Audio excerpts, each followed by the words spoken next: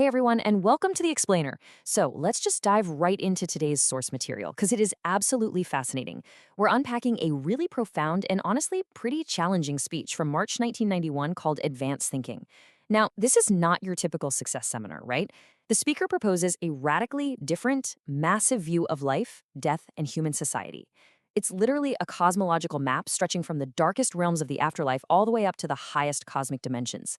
So get ready because we're going to explore a framework that asks us to totally rethink our place in the universe.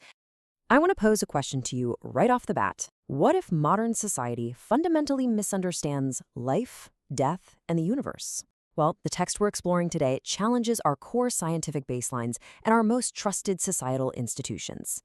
It basically argues that by losing touch with our spiritual origins, humanity is, navigating this massive eternal maze completely blindfolded. Here's our roadmap for the explainer today. We'll start with the true nature of death, then look at the perils of modern society, before taking a look at the descent into hell. From there, we'll map out the heavenly dimensions, and finally, talk about entering the Bodhisattva world. All right, Section 1. The true nature of death. Severing the cord. Right away, there's this really stark divide between the secular and the spiritual in this framework. Now, modern society obviously relies on the medical view, which defines death by physical markers, think brain death or cardiac arrest. But the spiritual view presented in our source material, it argues something totally different. According to the speaker, true death only happens when an invisible spirit cord, which is described as a literal energy line connecting your physical body to your soul, finally snaps. So until that cord actually breaks, the soul stays intimately tethered to the physical form. Meaning, in this spiritual cosmology, modern medical indicators are just inaccurate. And, this philosophy carries some pretty profound real-world consequences. Because the source insists this spirit cord stays intact during what doctors call brain death, the idea is that the soul can actually still feel what happens to the body. So the text argues that doing organ harvesting while the heart is still beating, even if the brain has stopped, essentially traps the soul in agonizing physical pain. In the strict framework, the speaker asserts that the doctor is unknowingly committing murder and the consenting patient is committing a form of spiritual suicide. It's a really jarring perspective for sure, but it clearly highlights just how massive the divide is between this cosmology and modern medicine. Okay, moving on to Section 2, Perils of Modern Society, Spiritual Failures.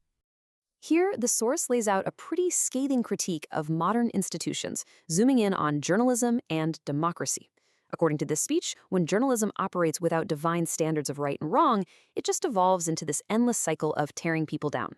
The text claims this effectively drags society into the Asura realm, which is a dimension of constant conflict.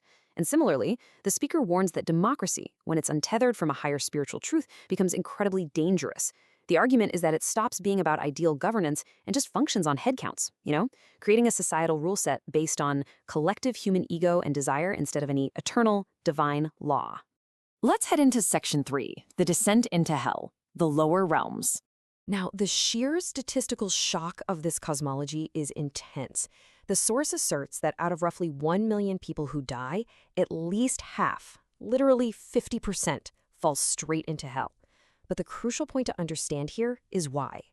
The speaker clarifies that these aren't all inherently malicious people. A lot of them are just everyday people, folks wearing suits and ties, who end up in the lower realms simply because they were completely ignorant of spiritual laws. They live their whole lives believing death was the absolute end, and that complete lack of preparation just leaves their souls lost and heavy. And this brings us to a super fascinating definition of hell itself. In this framework, hell is absolutely not some fiery punishment handed down by an angry god. Nope.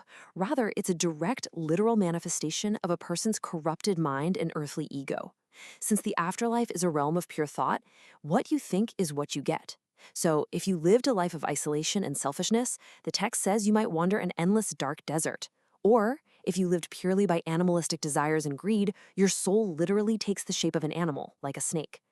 Basically, hell is simply the reality your own earthly habits have built for you.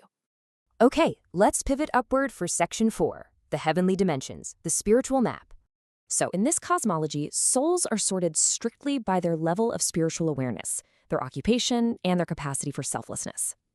Down in the fourth dimension, you've got these beautiful, idealized earthly landscapes. Move up to the fifth, and you find honest, hardworking people who are actually continuing their earthly professions. Yeah, there are still shops and trades up there. But as you shift to the sixth dimension, the realm of light, the inhabitants are teachers and ethical leaders. Then, at the seventh dimension, we hit the bodhisattva realm, which is inhabited purely by completely altruistic saviors. And above all that are the eighth and ninth dimensions, these sweeping cosmic realms of major overarching guides. So how do you actually move up this ladder? Well, the logic of ascending through these realms is really quite something. To get to the fifth dimension, you basically just need to live honestly and peacefully. Be a good person. But moving past the fifth dimension requires a major, fundamental shift. You can't just be good anymore. To reach the sixth dimension, you have to actively teach and guide others. And to reach that seventh dimension, your entire existence must be dedicated to absolute selfless altruism. It's a complete evolution from focusing on yourself to focusing entirely on the salvation of others. Which brings us to Section 5. Entering the Bodhisattva world, the seventh dimension. This is really the final and probably most actionable part of our explainer today. To get there, the speaker introduces the title concept of the speech, advanced thinking. Basically, advanced thinking is the practice of viewing your earthly life and your personal development purely from the perspective of the afterlife. So it's not about achieving worldly success, getting that big promotion, or making a ton of money. It's about anchoring your entire physical existence in cosmic altruism. You're living on Earth, sure, but your mental and spiritual baseline is stationed all the way up in the heavens, actively working to elevate all of humanity. And here is the absolute monumental prerequisite for actually entering that seventh dimension: 10,000. The speaker is incredibly specific here. To qualify for the Bodhisattva realm, you have to dedicate your life to actively guiding, teaching, and spiritually saving 10,000 people. It's an immense, honestly awe-inspiring target, but it really emphasizes that true spiritual ascension isn't some solo project. It's fundamentally tied to how much you serve the collective human family. So how do we practically do this while still on Earth? Well, the text lays out 3 actionable steps. Step 1, begin every single day with a prayer of gratitude, really acknowledging your divine mission. Step 2, continuously learn and then courageously share these spiritual truths with the people around you. And step 3, dedicate all your daily work, literally, no matter what your actual job is, completely to the betterment and salvation of others. It's really all about transforming the mundane everyday stuff into something profoundly spiritual. Towards the end, the speaker leaves the audience with this really passionate plea. Do not set your standpoint in this 3-dimensional world. Establish your perspective in the 7th dimension bodhisattva realm. It's a call to just fundamentally relocate your mental baseline. The idea is to stop living as a physical body that just happens to have a soul and start living as an eternal soul that is temporarily using a physical body to bring light to the world. Which leaves us with this final, really provocative thought. Based on everything we've unpacked from this source, the idea that hell is just a mirror of a corrupted mind and heaven is built entirely on altruism, if your daily thoughts literally constructed your eternal reality, how would you live differently starting right now? It's a super heavy question, but it's exactly what makes this 1991 speech resonate so powerfully today. Thank you so much for joining me on this explainer, and keep exploring those higher dimensions of thought.